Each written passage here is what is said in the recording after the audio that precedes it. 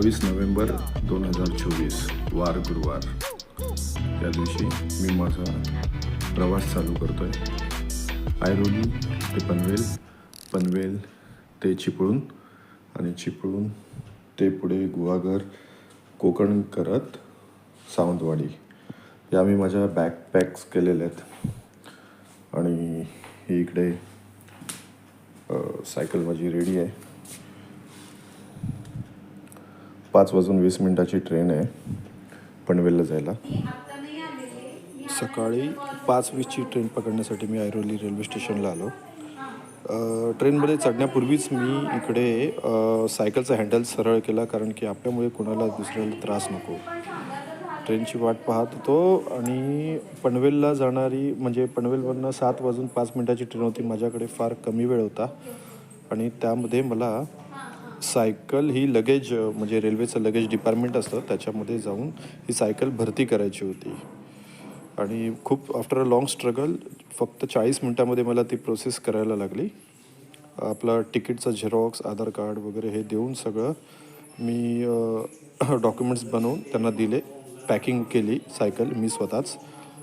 आणि आता yes train आली. मी बॅकच्या साईडला मी सायकल चढवून दिली आणि सरप्राईजमध्ये माझ्या तिकीटचा नंबर होता 100 नंबर. आणि सरप्राईज म्हणजे माझ्या बाजूला होता टॉयलेटचा खमंग वास घेत घेत कसा तरी बाबा प्रवास माझा चालू झाला. आणि खूप सारे स्टॉप घेत घेत पासिंग देते रेल्वे, तर त्यामुळे मी आंजर्ले या बिफोर चिपळूण आलो. यस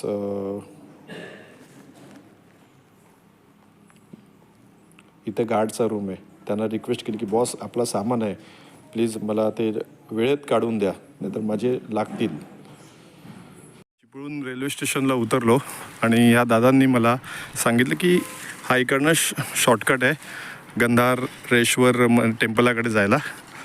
तर हे दादा पण होते मदतीला आणि इथून उतरवणं हा खरा डेंजर टास्क होता, बट या दादांनी मला हेल्प केली.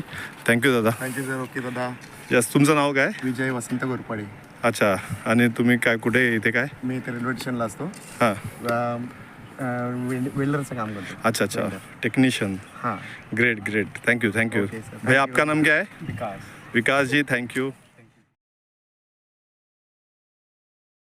हे चिपळूणची नदी एक नंबर. तर मला वाटतं ते असेल गंधारेश्वर टेम्पल.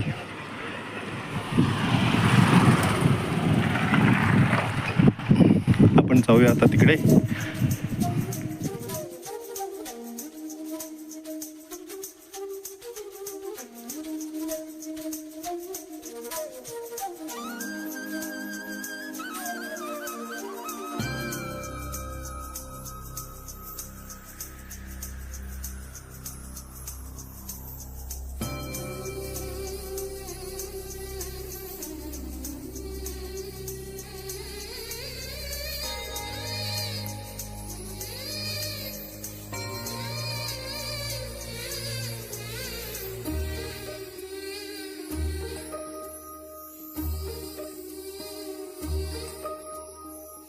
सो महादेवाच्या आशीर्वादाने मी आता माझ्या पुढच्या प्रवासाला सुरुवात करणार आहे. खूप सुंदर जागा आहे. आता पण माझ्याकडे टाईम लिमिट्स आहे. आता वाजले बरोबर 1:10 कमी आहेत. मी फटकन दर्शन घेतो आणि पुढच्या प्रवासाला सुरुवात करतो.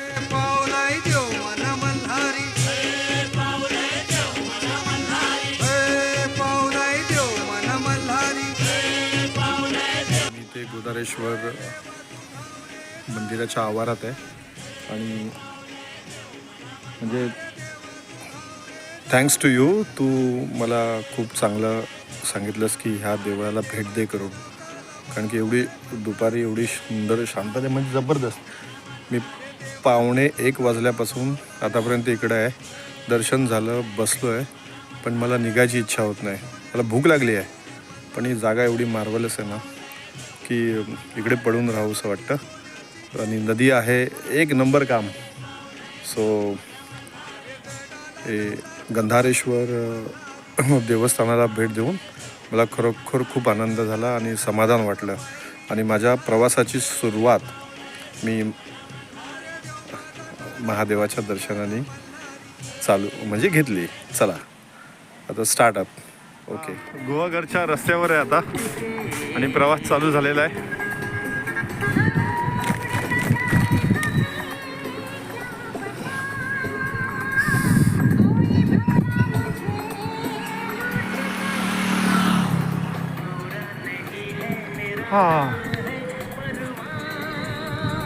ना चला, भूक लागलेली आहे.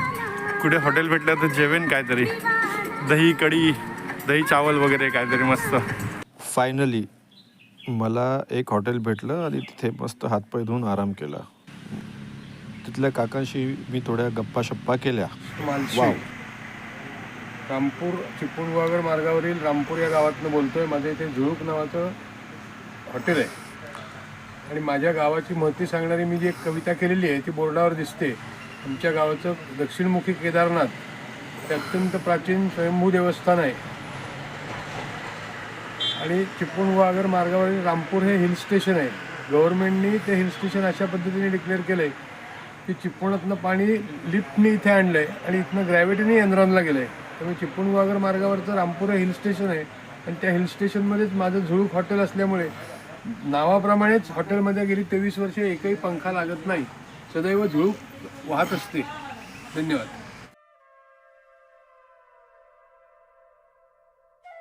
हॉटेल झुळूकच्या आवारामध्ये मी ह्या चारपाईवर बराच वेळ, मला वाटतं 1 ते 1.5 तास झोपलो होतो. आज पहिला दिवस आहे आणि मी चिपळूण ते इथपर्यंत, रामपूर इथपर्यंत सायकल चालवून उन्हामध्ये खूप थकलो होतो आणि सकाळपासून जेवलो नव्हतो. या काकांकडे बोललो मी, त्यांनी माझी परिस्थिती पाहिली. मी सायकलवरनं आलो आहे. ते म्हटले थोड्या वेळा जेवून इथे झोपा छानपैकी. आणि मी जेवलो, झोपलो आणि उठलो. आता इथलं जे केदारनाथाचं मंदिर आहे तिकडे ते म्हणजे त्याचं दर्शन घ्यायला मी जाणार आहे. आणि हे असं सदाबहार आपलं हिरवं कोकण, सुंदर. वाव.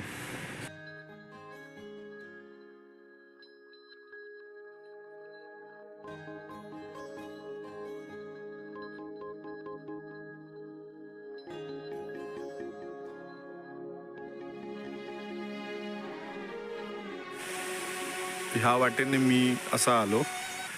देवळाच्या आवारामध्येच असा मला वाटतं हा झरा आहे आणि तो वाहतोय मस्तपैकी पाण्याचा. पुढे शृंगारतळीला माझा मुक्काम होणार होता. तिथल्या काकांनी मला स्वामींच्या मठाबद्दल सांगितलं आणि मग काय, गुरुवार होताच स्वामींचं दर्शन घ्यायला आणि आरतीचा लाभ घेण्यासाठी मी फ्रेश होऊन तिकडे गेलो. आणि शृंगारतळीमध्ये हे स्वामी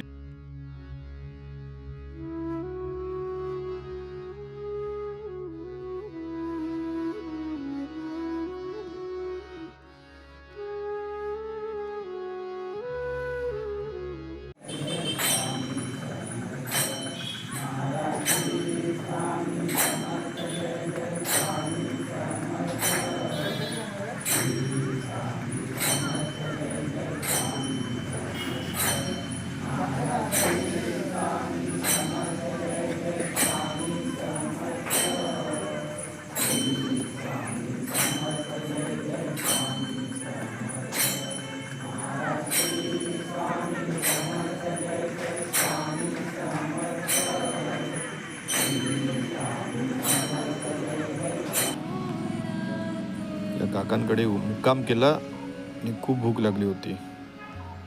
मस्तपैकी जेवलो आणि झोपून गेलो. दुसऱ्या दिवशी सकाळी. यस, आज तारीख 29 नोव्हेंबर 2024. सकाळचे 7:10 झालेले आहेत. हॅपी. आणि आता माझा पुढचा टार्गेट असेल गुहागर, नंतर लेफ्ट मारून हेदवीचा गणपती आणि त्यानंतर समुद्राच्या बाजूने जसा रस्ता भेटेल तसा आपण गणपतीपुळेच्या अलीकडे पलीकडे कुठे सुद्धा आपण थांबूया. सो